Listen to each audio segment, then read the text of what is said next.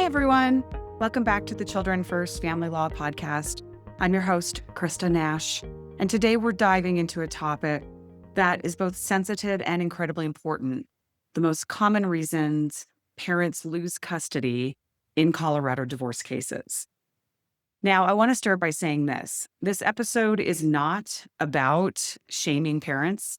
It's not about fear, and it's not about painting anyone as a villain. In fact, one of the reasons I wanted to do this episode is because I see so many good parents make avoidable mistakes simply because they don't understand how the law works or what the judge really pays attention to. So think of this episode as a roadmap. It is specific to Colorado, but it applies to many, many other places, as the issues we will discuss are applicable across many, many jurisdictions about kids' best interests. My hope is that by the end, you will feel clearer, calmer, and better equipped, whether you're a parent navigating a divorce or a family breakdown, a family law professional, or someone supporting a loved one through a difficult transition. We're going to break this down into the top 3 reasons people lose custody in Colorado. And throughout the episode, I'll share realistic examples, stories, and case patterns that I've seen again and again in my work as a child advocate and family law attorney for parents. Of course, all the examples I use are fictionalized and anonymous, but they illustrate exactly how these situations unfold in real life. So let's dive in. I do want to recognize that I would prefer we call it parenting responsibilities, parental responsibilities, and rights. In Colorado, that idea of parental responsibilities is divided into 2 different parts. The first is parenting time, where the children live and how much time they spend with each parent. And then the second part is decision-making authority, who makes major choices about education and healthcare and so on. Now, keep in mind, Colorado law does not automatically favor moms or dads. I hear all the time, this is a dad's state, or this is a dad's judge. This is a mom's type favored bench. But I don't see that very frequently. And our court system doesn't automatically favor moms or dads. Instead, our courts focus on one thing and really one thing only. And I think most of our judicial officers get this right in that they are looking at the child's best interests, not favoring a mother or a father or a particular parent.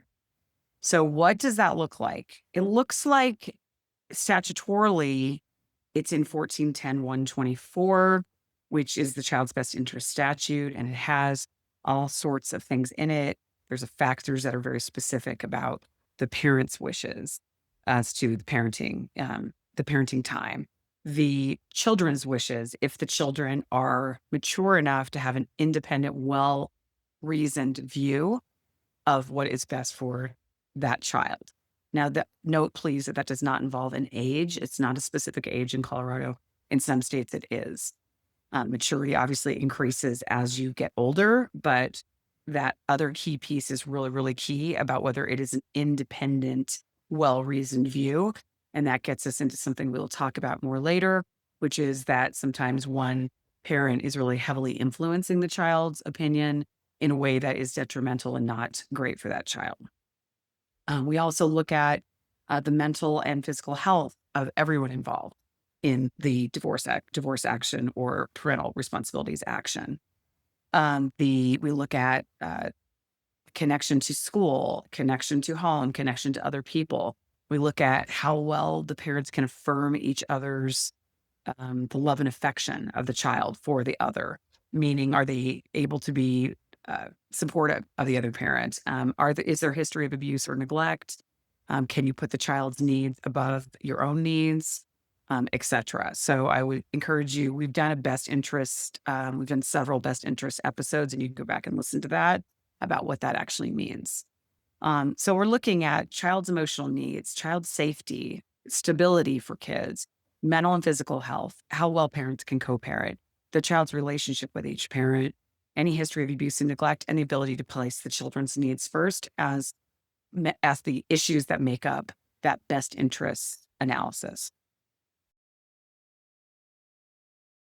Why a parent would, quote, lose custody, with the caveats of what I've spoke about before about loss of custody really means limited or no parenting time, or limited or no decision-making authority.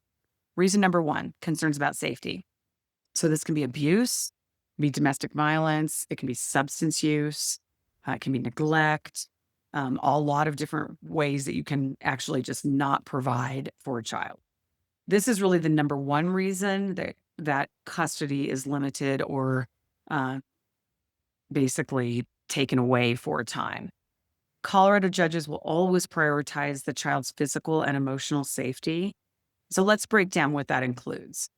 First of all, physical or emotional abuse. This can include hitting, shoving, spanking that leaves marks.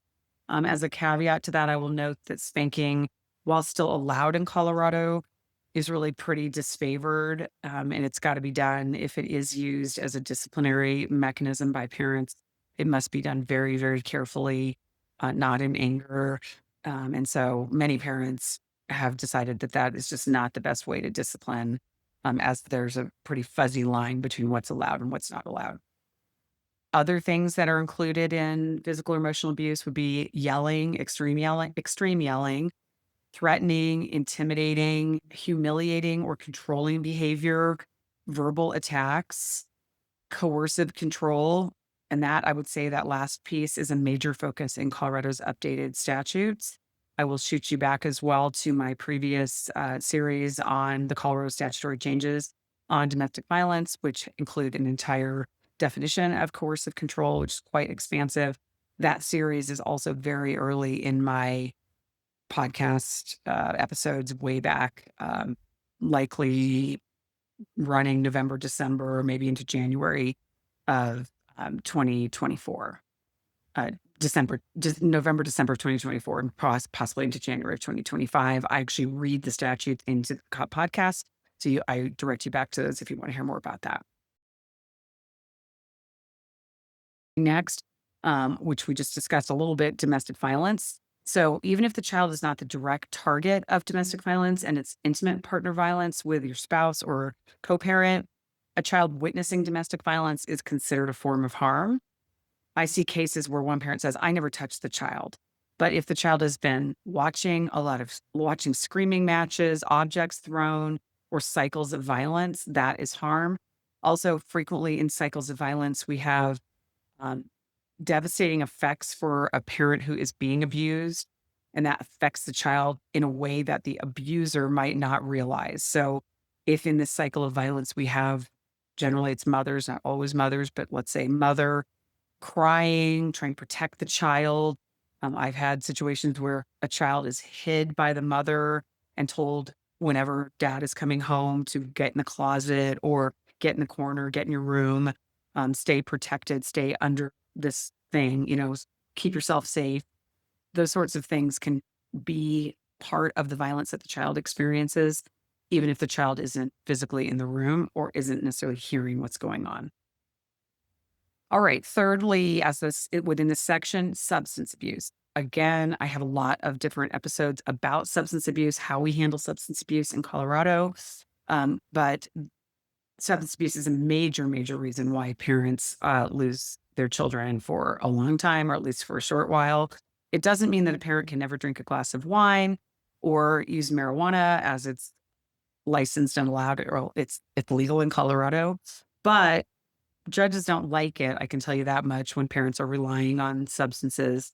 Um, and I feel generally that the marijuana piece, even though it's been legal for a long time in Colorado, is favored less than alcohol would be. Alcohol is a little more socially accepted. I think that's just my opinion, at least within the court system. But generally, when substance use is impacting supervision of children, if it's causing erratic behavior, if it's leading to DUIs, driving under the influence, or driving while the DWAIs, which is the slightly lower level, or puts the child at risk, it can become a major concern. And lots of people, many of my cases involve substance abuse concerns, and courts take that very, very seriously. I think often, honestly, substance abuse is one of the easiest things to deal with in court, because we have so many ways to track and to um, test real time, especially for alcohol. I will also remind you that I did an episode with You Verify, which is another, it's a newer substance use testing that uses DNA testing, and it tests for something like 70 plus different substances. It isn't real time, but it can really help us test for major drugs, other drug use. A lot of times, addicts move to other things when you're testing for alcohol. They will move on and test for, I'm sorry, they will move on and to other drugs of choice. And that You Verify allows to test for those. Of course, there are drug testing centers and things like that, but at least there are ways to test for that.